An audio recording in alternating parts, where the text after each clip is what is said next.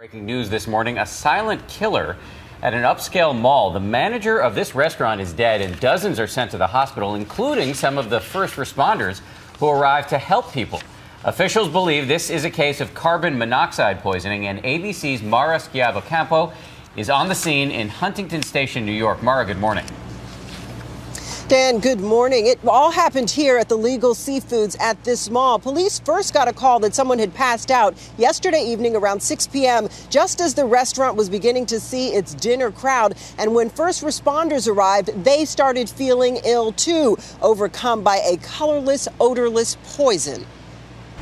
This morning, a New York restaurant's heating equipment is believed to be the cause of a carbon monoxide leak that killed one and injured 27 others, according to Suffolk Police. They were just trying to get everybody out as fast as they could. Officials say Legal Seafoods, along with two nearby busy restaurants at the Walt Whitman Mall, was evacuated when emergency workers responding to a fallen worker at Legal Seafoods began to feel ill and lightheaded. The original call was that a woman had fallen and had a head injury.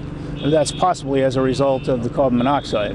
It was during the evacuation that police found 55-year-old Stephen Nelson, a manager at Legal Seafoods, unconscious in the basement. He was pronounced dead at the hospital.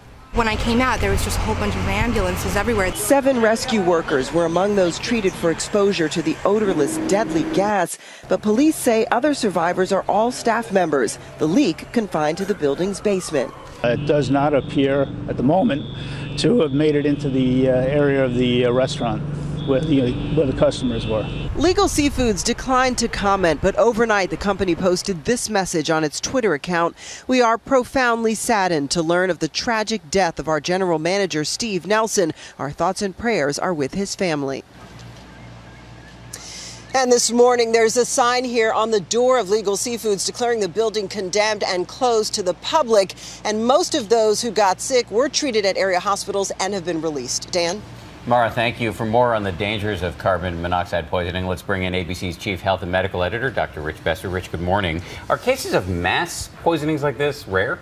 They are rare. I mean, they've been reported. We've seen them in malls, in churches, even in a hockey rink.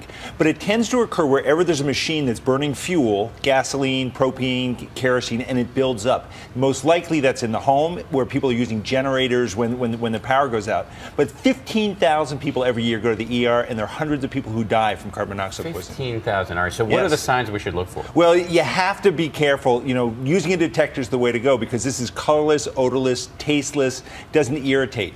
The symptoms can feel like the flu. You can have headache, muscle ache, body ache, nausea, dizziness. But once it builds up to very dangerous levels, mental confusion, vomiting, loss of muscle coordination, loss of consciousness, and death. But detecting it with a detector is critical because once these things come on, it's often too late. If you get to the ER right away, they give you oxygen, it saves your life.